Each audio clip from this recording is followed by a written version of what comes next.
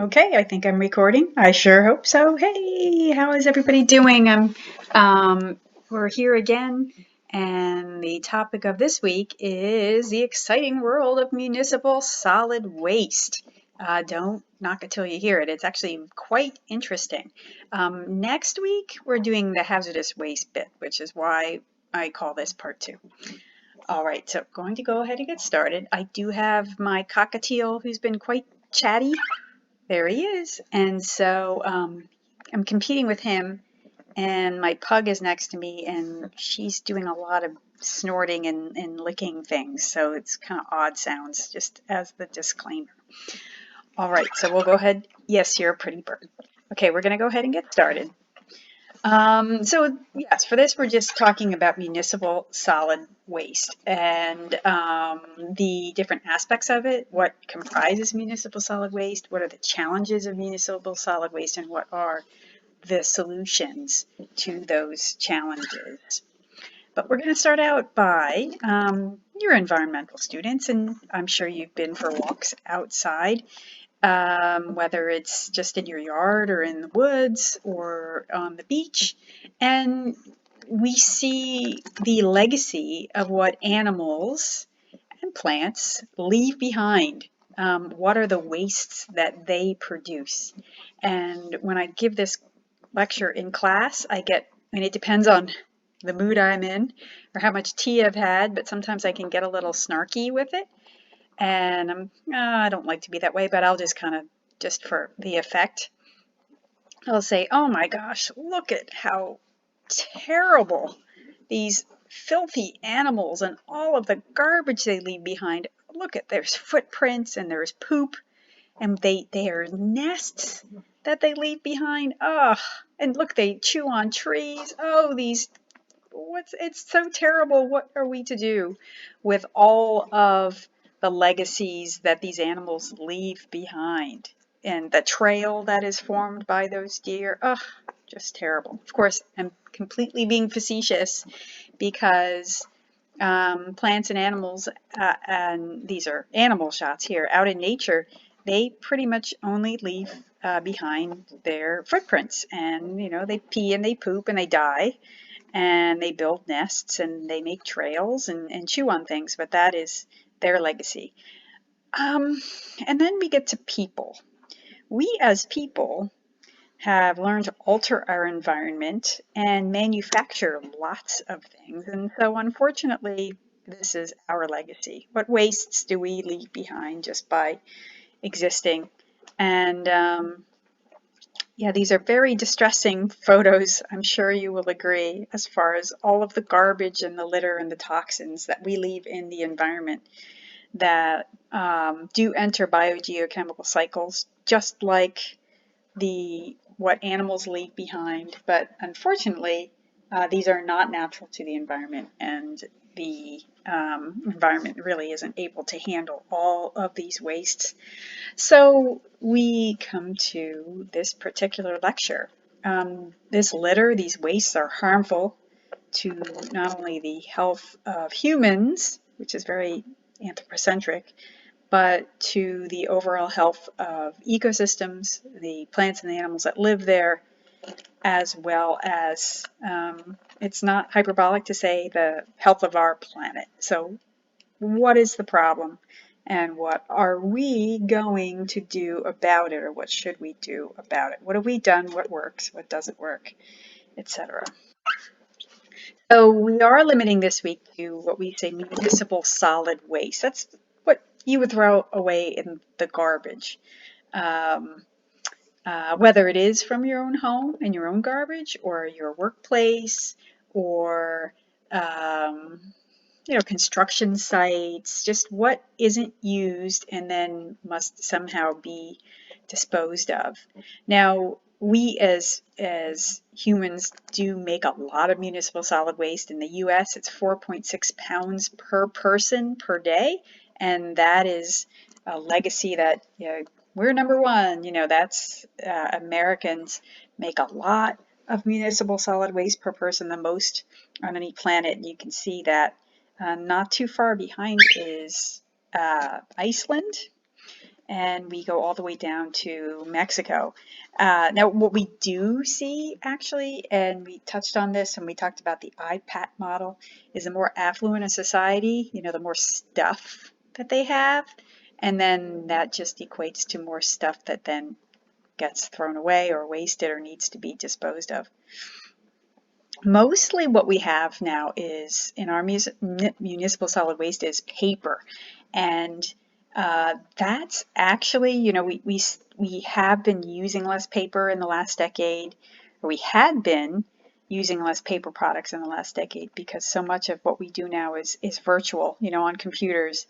However, with all of the deliveries in the last few years, especially this past year, there's lots of cardboard boxes that are used as packaging, so that has kept paper at the steady as far as being what comprises most of our municipal solid waste.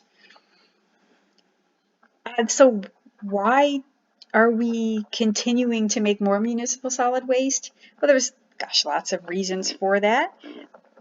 That was the dog. Oh my gosh. Pearl is my dog. My pug is farting. She does that a lot. Honest, it was the dog. Oh, I don't want to start this over. I'm going to keep going. Okay. So first of all, the more people, and these kind of tie together, some of these you can tease out from one another. There are more people on our planet. The more people, the more stuff we use, the more wastes. And kind of tying into that is not only just in sheer numbers are populations increasing, but affluence is also increasing across the globe. And so not only just more people using more things, but more people buying more things, have the ability to get more stuff, and then that then gets thrown away. We also have an increase, and we're going to address this in more detail in a few minutes. We have an increase of things that are made to be disposable. The number one that I can think of, and there's a picture of it, is disposable diapers. I mean, throwing back in the 60s, diapers used to be cloth, and you used to have to rinse them out or wash them. If you were lucky, you had a service that did that. They'd pick up your dirty diapers and bring you new ones. And then disposable diapers were invented and became quite popular. And if you've ever had kids, you would understand why. And so that just contributes just overall to the municipal solid waste stream. We'll talk about later how there are a lot of other things that are now disposable, like phones and even appliances are not meant to last forever. The last one, as far as our increase in municipal solid waste, is that we do use excessive packaging in our products. The more stuff, and then it gets packaged, and that packaging is just thrown away, or it's tossed. It's not part of the product that gets used for a certain period of time. And while some of the excessive packaging, as you see in the upper right-hand corner, the bananas that you see that are individually packed in plastic and styrofoam, which is just it's completely ridiculous. So you have that aspect to excessive packaging. You also have, as mentioned in the last slide, with the paper products, there's a lot more mail order that goes on, and all of that is packaged in something. The cardboard boxes that then must be disposed of. You also have the phenomenon of some things getting smaller, expensive things that are tiny, and like the little chips you would buy for your computers or your phones, and so they have to be packaged in such a way where people can't steal them, as far as theft prevention. So you do have smaller things that are now smaller that are in big packaging, so they're not stolen. And then as far as excessive packaging, it's a situation where you want to sell your product, so you might have something that is pretty ordinary or plain, let alone kind of small, and you put it in very fancy packaging, very beautiful box, or what have you, to sell the product that's inside. And so that has also contributed to why we see such an increase in municipal solid waste around the world. So more people have more stuff, they have more affluence, so they have even more stuff. We have just things that are disposable more than ever before. And then we have a lot of packaging that is used in products for one reason or another. As far as continuing with this is we'll talk about the challenge or the solutions to municipal solid waste. You probably all heard the word litter, don't be a litter bug. And that we use this term for municipal solid waste that is just not disposed of properly and is somehow in the environment. So, when we talk about hazardous wastes and liquids, that are dumped into a river, we don't refer to that as litter. Litter are like solid objects, garbage, that are found where they shouldn't be. And these can cause pollution problems in the way of, for instance, like breaking down and leaching their chemicals into the environment, whether it's water or whether it's soil.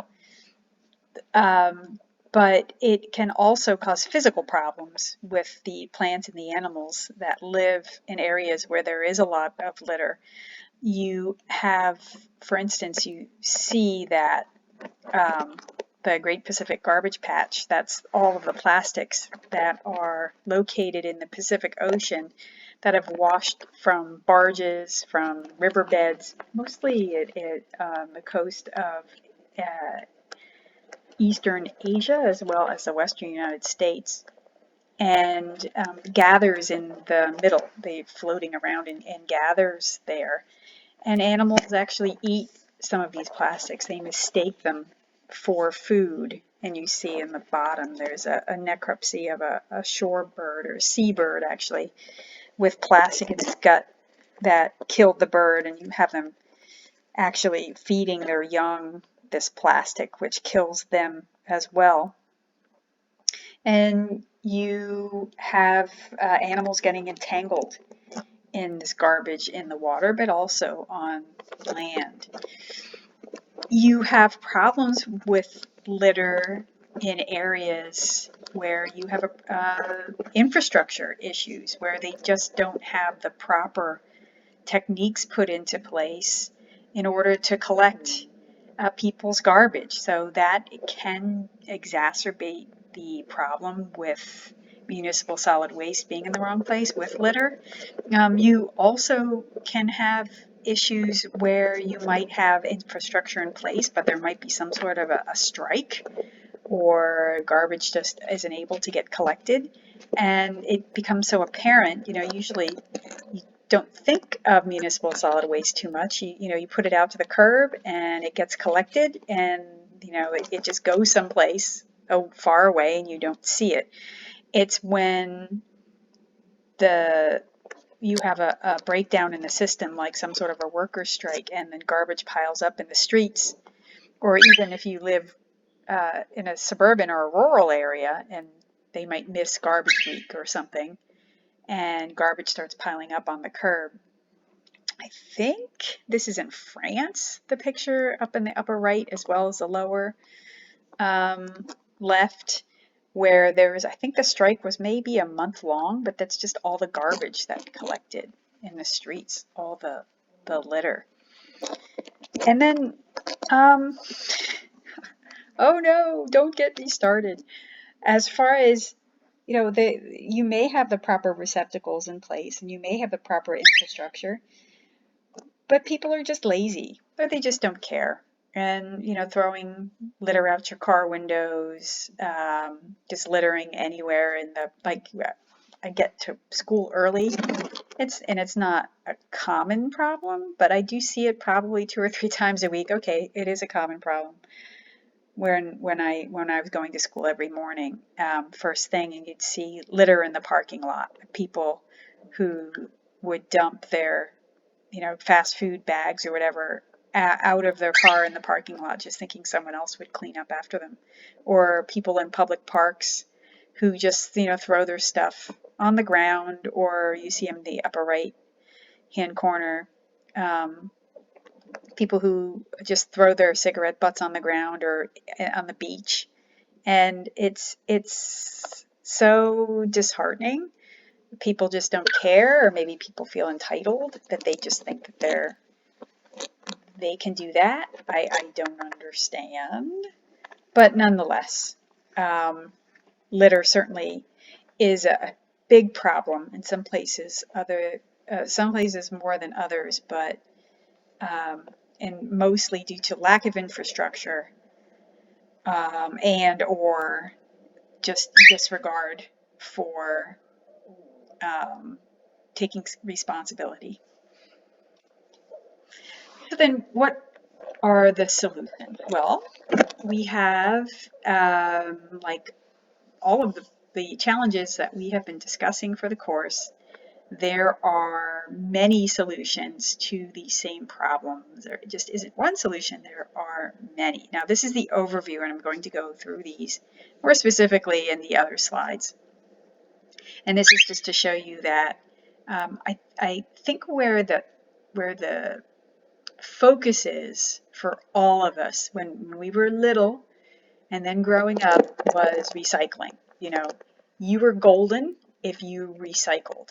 And yes, recycling is important and recycling is awesome, but there is actually more to the whole effort of cutting back on the amount of municipal solid waste. And then, you grow a little older and then you hear the mantra, reduce, reuse, recycle, reduce, reuse, recycle. And that's also great. But there's more to it than that. And I will say with reduce, reuse, recycle, very important in understanding this, not discounting the effort. And it does make for a great alliteration, those 3 R's, reduce, reuse, recycle, but they're also in order of importance, although there's one before reduce. I'm going to get to that real quick. Reducing, reusing, and then last but not least, recycling, if you're going to stick with those 3 topics. Because as what I said, recycling is great, but what's most important, and I'm going to kind of now get to the left here, is just, reducing your consumption, refusing consumer goods, just not getting it in to begin with. And again, I'm going to get to this in more detail, so I don't want to give too much away. So refusing consumer goods / reducing your consumption, reusing or repurposing items to keep them out of the waste stream. Then, recycling, what can't be reused or repurposed, recycle, okay. Recover items for use for energy production. And then last but not least, put in a landfill. You missed the L there. I'm sorry, the R isn't there, but landfill is kind of the last resort. But what goes along with this is the last R, and that's rot. That includes composting for food scraps. So we kind of put that in with, should be actually further up on the chain, the food chain there, but nonetheless. So this is the order that we would put the importance as far as solutions to our municipal solid waste problem. And as you see there, like in the US, like it depends on, your mind, your culture, your society, your mindset, your infrastructure, as far as, and actually, geography matters. We'll address that in a bit. 34%. We have a recycling rate in the US, 12% goes to combustion for energy, and then 54% goes to landfill. So a little over half of our municipal solid waste goes to a landfill. 65% is recycled in Germany, 35% combustion for energy, and then less than 1% goes to a landfill. And again, this has to do with the infrastructure that's in place. The US is really vast, kind of giving this away a bit, but we have lots and lots of land. And so, landfills really aren't, while they're not optimal, we have enough space for them, whereas a smaller country like Germany, they don't really have much open space for landfills. And so they've come up with better ways of managing their municipal solid waste. So since they don't have space for landfills. So yes, as far as like recycling, there are some people who even like they wish that recycling would not be taught to little kids in school, that they would just go right ahead and do reduce, reuse, recycle, because some people think that oh, I'm recycling, I'm doing everything there is to be done for the environment, and like we don't want to discount that effort, but there's so much more that people can do. And also the thing I wanted to touch on too is that it's like the last few years we've hit a lot on the environmental craze of things being biodegradable, like biodegradable dishware and biodegradable plates. Instead of paper plates, you would use biodegradable ones made of materials that are biodegradable. And that is really awesome. But just so you know, in order for something to be biodegradable, it has to be disposed of properly. You just can't throw it in the garbage and take it to a landfill, because that's not going to really help. It's at that point, it's just municipal solid waste. You have to actually put it in some sort of a composting situation so it biodegrades. And that's something that they don't tell you, the manufacturers of these products. They kind of do, but they kind of don't. It's in the fine print because they want to sell you that product. That's kind of I'm sure they're interested in the environment, but they're interested in making money. And so they don't tell you that you have to go through those hoops and hurdles for that to actually be the most environmentally sound choice. So number one effort, reduce your consumption. Well, there's actually two on here: reduce consumption and then reuse and repurpose. So, okay, we have two topics on this slide. So, just don't get so much stuff. Don't buy so much stuff for yourself. Don't buy so much stuff for friends or for family. And I know we're kind of trained up for this, gifts and treating yourself to material goods, and I get it. And I do this in a very self-deprecating way, like me being the old person in the room. And it sounds like I'm being condescending towards you young folks, but like it is true. Like as you get older, you just realize you just don't need so much stuff, and then you like look back and you're like, why did I spend money on all those things? I wish I would have spent it on more experiences. And that's what like my advice for the environment, but like just for life in general, is just live less materialistically, and spend money on experiences, spend money on travel, on like gifts for people, get them like restaurant vouchers or gift certificates for the movies, Broadway tickets or play tickets or to a concert, something where they can experience it. And interestingly enough, there's a great course on happiness, I think it's called The Science of Well-Being. The podcast that goes along with it is called The Happiness Lab, and it's a free course offered by Yale through Dr. Laurie Santos. And this is one of her keys to happiness. One of the many keys to happiness is if you have the means to spend money on experiences, because you're going to remember that lasts longer than actually buying something. So that's my soapbox speech on all of that. So try to live less materialistically as far as reducing consumption, and then as far as reusing, repurpose is getting into that too. Buying used items and donating unwanted items. So instead of throwing away, a pair of shoes or clothing that doesn't fit or bedding or curtains, take them to a thrift store and or furniture that you don't want, or maybe a gift that you got that you didn't like. Take them to a thrift store. You can buy things at thrift stores as well. So you're kind of not contributing to that whole consumer mindset. There's an initiative called free cycling, and I can't remember. Lehigh Valley has one too. It's not called free cycling. It's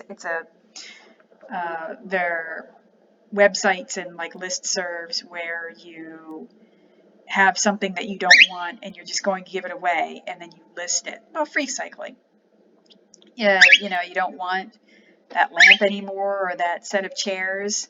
Instead of putting it out to the curb to be taken to a landfill, and you don't want to haul it for recycling, you just list it and say free to anyone who wants it, and that just keeps things out of the waste stream, as well as the person who takes your things then isn't, again, contributing to consumer culture of buying something new. You can look for products that use less packaging. And we don't have these as much here. They're closer to urban centers like the Philadelphia region, the New York City region, which we happen to be pretty close to, and that is there are those stores where you bring your own packaging that you use over and over again, and you just refill that, and then you buy things by weight. If you go to any grocery store, they do have, many of them have these, like if you buy snack mix or nuts or rice, like Wegmans has it, Weiss's has it, Giant has it, and you buy things by the pound. But these are places where this is the only way you can buy things, like including like laundry detergent, shampoo, any food item. So it's kind of neat in that way. It's totally free of this packaging. So that's really pretty cool. You can also bring your own packaging, or I should say like your own packaging. Like it's something that's like really, really common. Is like carrying your own water bottle instead of the reusable plastic water bottles, or even the coffee cups. And this goes back down to no packaging, also reusable items, is you bring your own, and that's something a lot of us will do. Or taking your own coffee cup to even through the drive-through like Starbucks, or the walk-in like Starbucks, or like the drive-through at Dunkin' Donuts, or even here at NAC, in our cafeteria, you bring your own mug, bring your own water bottle, and you can just fill that, and it keeps that waste out of the waste stream. Now, these are, in our country, these are not mandatory. These initiatives are like a personal stewardship type of endeavor, and sometimes you get like a 5-cent discount if you bring your own mug. So there are financial incentives as well. But there are some places, some cultures, some societies who have so much embraced this entire idea. It's the law in in many countries, or not many, but in some countries, and it just goes beyond just kind of a feel good, I'm just going to do this kind of a measure. And that is like the example that I give here, like in Germany, they celebrate Oktoberfest. It's a German festival. We celebrate it here in our country, but this is where it originated. It's a humongous festival with 6 million visitors to Oktoberfest, and they don't have disposable dishware, since 1991. So they've been doing this for a long time, and they reduced their municipal solid waste by 90%. Imagine an event with 6 million visitors with a lot of beer and a lot of food, and you're using all plastic or styrofoam. That's a lot of municipal solid waste from that festival. And they've reduced it by 90% by only having like ceramic and reusable dishware.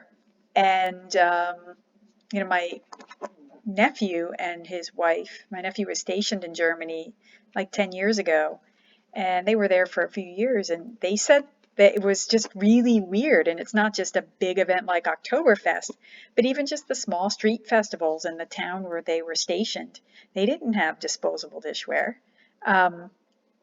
You would, just like Oktoberfest, you pay like an extra $2 or $3 with your meal or with your beer, and you get that money when you return it. If you don't return it, you basically pay for the plate and the glass. You can keep it, but you've already paid for it. A lot of people will like keep their Oktoberfest glasses as souvenirs because they've paid for it, right? Could you imagine, like we have big festivals in the Lehigh Valley, like Music Fest is huge. There's some really cool ones in Easton. Garlic Fest is like Bacon Fest. Imagine if we did that. We wouldn't have these overflowing cans of garbage or even recycling.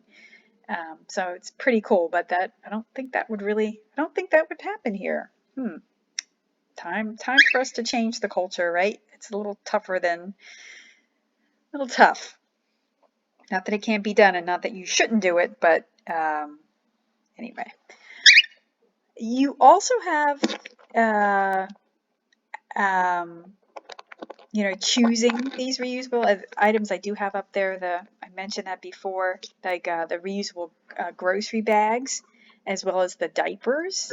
You do have a comeback in some circles as far as using cloth diapers and not the disposable ones anymore. But also, I mentioned earlier on, as far as products being disposable, is we do have so many products that are now disposable that didn't used to be, like I mentioned, diapers, but also, clothing is kind of seen as disposable where it didn't used to be.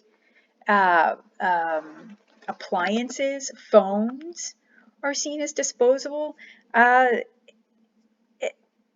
Not so much in my day. I mean, in the 70s, yeah, okay.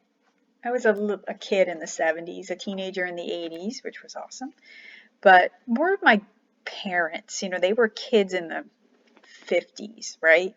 And my grandparents were kids in the 30s, is that products were made to be, now talking about appliances, they were made to last. They were high quality. They were expensive, like blenders and toasters, waffle irons. And so when they broke, you had them fixed. And like every town had a fix-it shop where you just take a toaster or a blender and you get it fixed. You didn't throw it away. They were expensive, and it was cheap to fix these things. But nowadays, like, I think last time I bought a blender was at Target, and Kohl's, I think, have them for, I think, like $14.99. So, that sucker breaks. I'm not going to, first of all, I don't know if I could find someone who would fix it. I don't know if anybody does that anymore. And second of all, by the time you pay for somebody to get it fixed, you could just go out and buy another one for $14.99. It's the same with toasters. Toasters are so cheap nowadays. They used to be really expensive. Why would you just chuck it and buy a new one? So we see that nowadays, that things are just so cheap. Same with clothing, and you see like the socks. If you had a hole in your sock, you would fix it. I mean, because socks and clothing used to be more expensive than it is now. I'm talking more about my parents and my grandparents. And people were just had a more thrifty mindset as well, where you couldn't buy a 12 pack of tube socks for $1.99 at Walmart. You actually had to pay a lot of money for socks, and so you would fix them if they got holes in them. It's really interesting. They do have documentation on this, what's called planned obsolescence, and that is that the people think it's a bit of a conspiracy, like, oh my gosh, my cell phone, my warranty is over, and what you know it, now the battery is dying. Like, that's a little weird. And well, there is documentation of just, they have cost benefits analysis of building things that they're not supposed to last.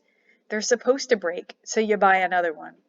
And it's how they keep selling things to you. If you bought something that lasted forever, you wouldn't have to buy it again, right? And that's how the manufacturer makes money. What's well documented are some products, but the one I'm thinking in particular is those. Now I can't think of the name. They're the white casserole dishes, Corningware. Thank you. That were invented in, I think, the early 19 to mid 1900s, around there. And the beauty of them is they didn't crack, they didn't break, whatever material that was invented. And those things lasted forever. And what they found, the inventor of Corningware, was, oh, crap, these things last forever, right? And so they weren't selling any. And so they actually changed the formula. I mean, they sold initially, but like they didn't need to be replaced. So they sold well initially, and so what they wound up doing is they wound up changing the formula for the ceramic material, so it wasn't as good. And so if you were taking a casserole out of the oven and it dropped, that it did crack or it did break, and you'd have to replace it. But it was good enough where you'd buy it because it's really, really sturdy, but it didn't last forever. That is what is called planned obsolescence in the design. Now, perceived obsolescence is kind of along the same line, but that's more of a fashion thing. Like, fashions come and go, right? And like the jeans that I wear, like I still have the fashions from the 90s, because I still have some jeans from the 90s, because they don't have holes in them. They're perfectly good. They're really good jeans, but like I won't wear them out of the house because they're so dated, and I feel kind of silly. And so that's like obsolescence. That's like perceived. Like or like you get the latest TV, or the latest gadget, equipment, or car. While your car might work fine, but it kind of looks old, and you want to feel special, or you want the latest thing, and so you get rid of the old one, and you replace it with something that's chic and fashionable and new, even though the old one is just as functional, or is functional. So reducing your consumption, um, and then reusing and repurposing to keep items out of the waste stream. Like these are the most important things. Reducing your consumption, or if you do have something, reusing or repurposing that to keep it out of the waste stream. Also, what's important here, so there's some additions, is a lot of people do this anyway. This is kind of more the older generation, but as far as, using electronic means, as far as instead of paper and snail mail, gosh, when I was a kid, like everybody got the newspaper on their front lawn. It's the only way to get your information. Well, there's TV news, but everybody got the newspaper. Everybody got a lot of mail, and you just don't see that anymore because information is disseminated electronically. And so this keeps paper out of the waste stream. From the standpoint of food, since food scraps comprise a lot of our waste, first of all, we say, oh, please, don't waste food. There are ways of, like one of those big buffets or these restaurants with big portions, try to only take what you need. You'll see that like over and over again from when we were little kids. But because we say 40% of food is just wasted. It just never gets eaten. It never gets consumed. A lot of that isn't even bought. It never even makes it to market because, maybe you have some fruit or vegetables that are like misshapen or something, which doesn't allow them to be sellable. Even though they taste fine, they're not spoiled. I'm big on this is if you have food that's kind of been around for a while, you can freeze it and eat it later, keep it out of the waste stream. Buy only what you'll need or use. If you have something that you don't want, donate it to food banks. Now, this is a little controversial, but where I live backs up to a wooded area. And so what I'll do if something is kind of beyond its prime and I don't want to freeze it or whatever, I'll just toss it into the woods and let something eat it. Of course I take the packaging off if it's packaged.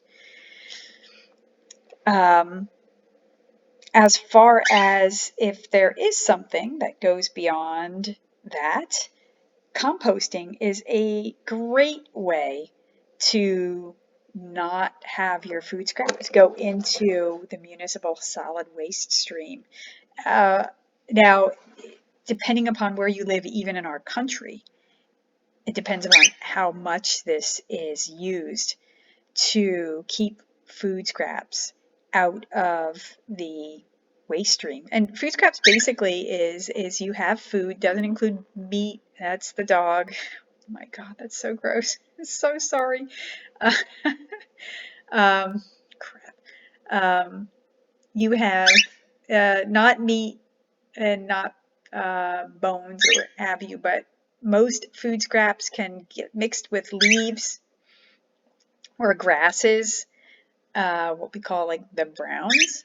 And sometimes you have worms that are involved in this. And this over time, if put into a composter, it can be simple as a turning bin, or it can be a large scale type of initiative. It gets turned into a compost, which you would then use on for fertilizing. It enriches soil. It adds nutrients to soil. So you can use it in flower beds. You can use it on agricultural areas to then enrich soil to close that loop as far as the production of food. Now, I say like it depends where you live, where like on area, or there are some areas in our country and in the world that have a bigger push, a bigger initiative than others.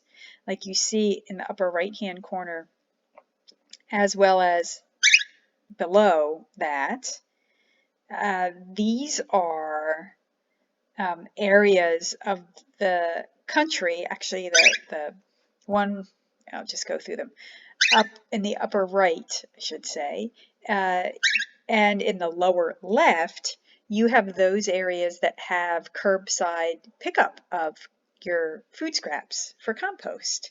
Just like you put out your recycling, just like you put out your garbage, you then have a third bin that are food scraps. And the one in the upper right, the lower left, is curbside, like outside somebody's house, and they have this in parts of the West Coast. I have friends who live in Washington and Oregon and California who have curbside food scrap pickup for composting. And up in the upper right-hand corner is at a festival where you would put your food scraps. Below that is in Canada. It's where you see that huge warehouse where they do their composting.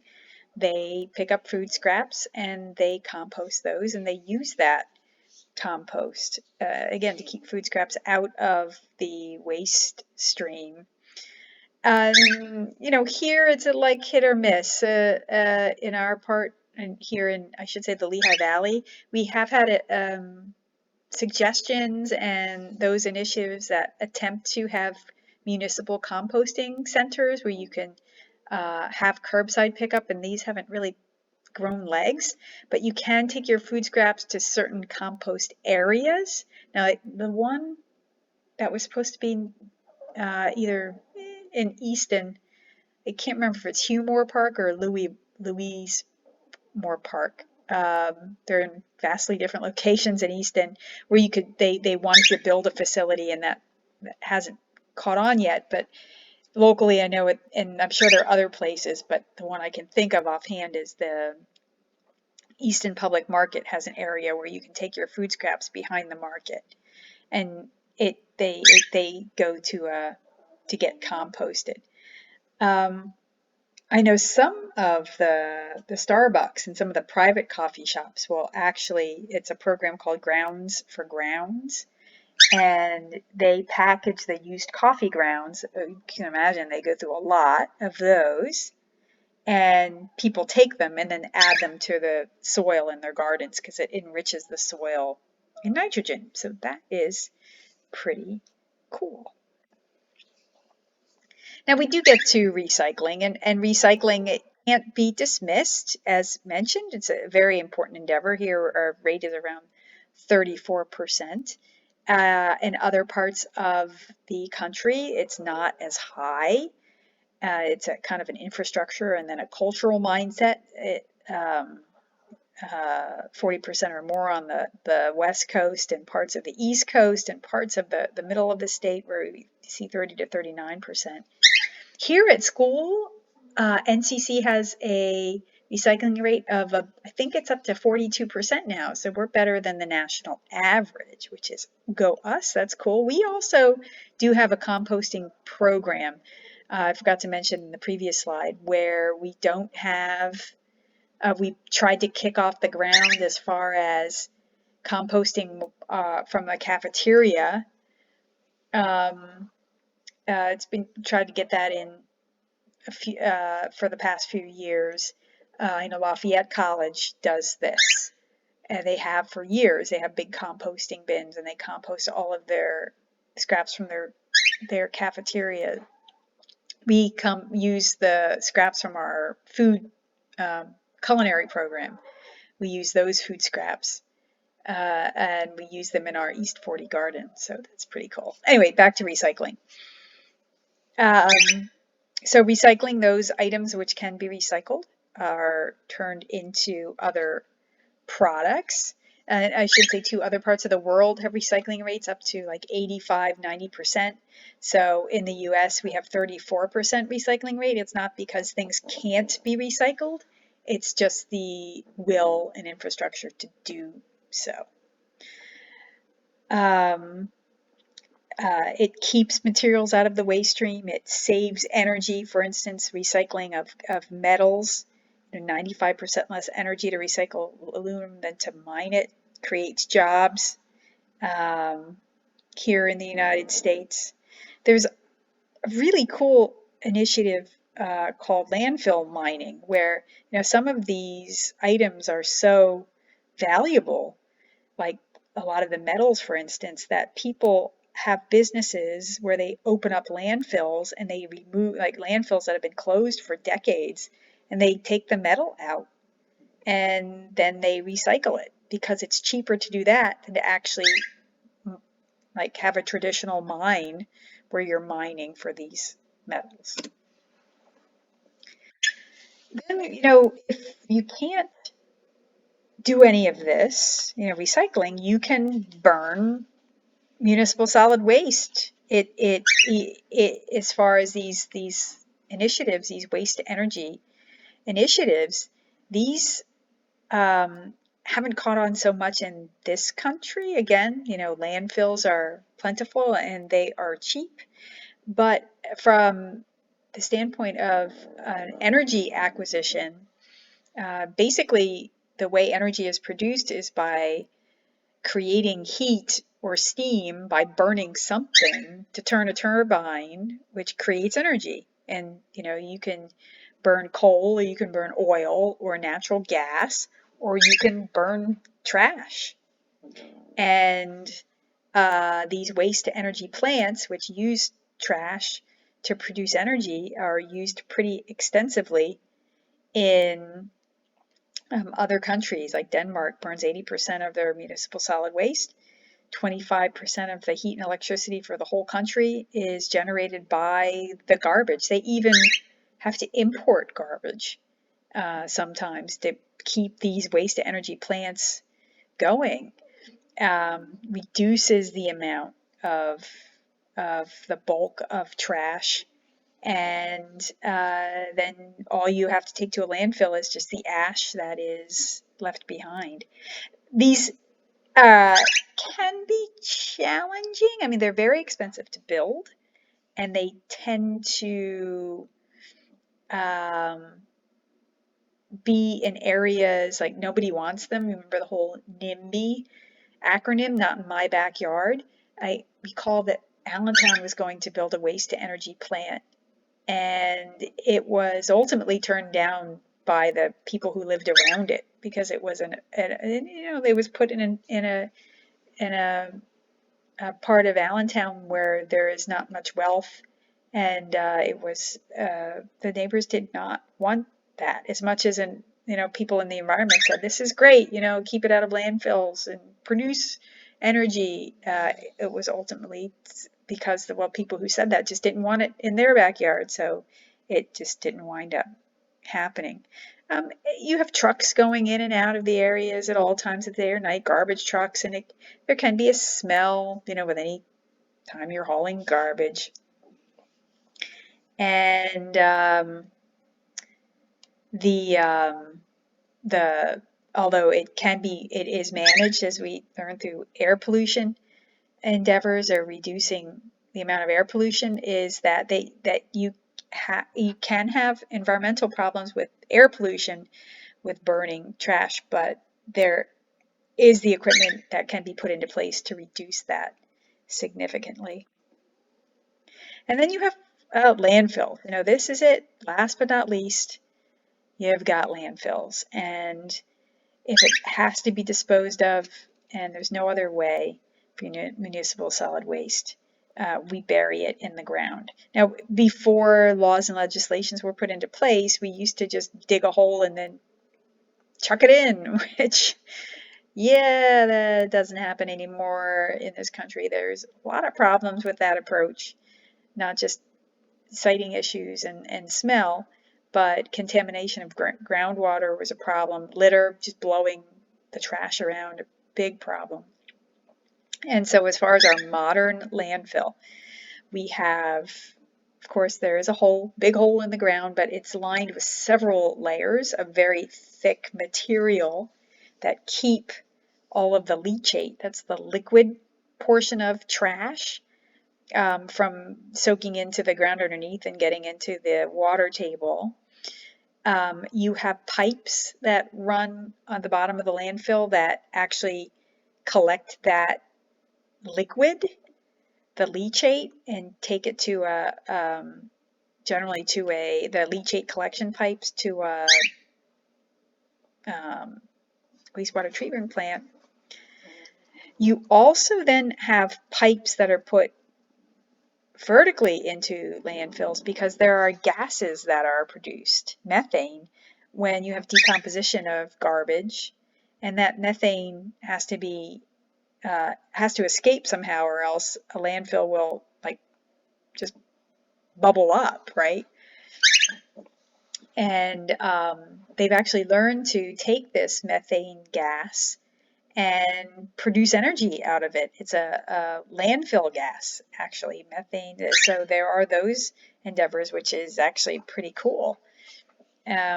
So that's a plus of landfills. And the BMW plant in South Carolina is run exclusively on the methane from the local landfills. It saves the company, billions of dollars in energy costs. It's pretty impressive. But you also then have a cap put on landfill. Once it's filled, you have a cap put on, um, and then soil is put over it, and then it is put back into, like, vegetation is grown, not trees, because you don't want the roots to poke into the cap of the landfill. But these are very, very highly engineered sites nowadays. And then we have laws governing these as far as, landfill design and construction, littering laws. Now, we didn't talk about hazardous waste, but as far as hazardous waste, how to dispose of them properly, just to, understand that as humans, we make more and more of this waste, and how to manage this in an environmentally sound way for the health of humans and for the health of the environment. Now, with litter, we have laws. There are anti-littering laws. There are campaigns and there are slogans. There's receptacles, as far as, like, more and more you would place receptacles in areas so littering does not take place. I just love that sign. I know it's, like, really snarky and snotty, but it's so true. Like, that is just so, like, in my opinion, people, if they throw something on the ground, if they litter, they have to know what they're doing is wrong. They can't be that completely self-absorbed and unaware to know that, to think that, oh yeah, I'm just going to throw my soda cans or my garbage out the window of my car, or I'm going to empty my pockets here in this state park. You have to know that that's not right. I'm so sorry. Maybe I'm narrow-minded, but, I've heard people say everything from, well, that's why they hire park rangers to clean up. It's like, no, that's not true. And, but,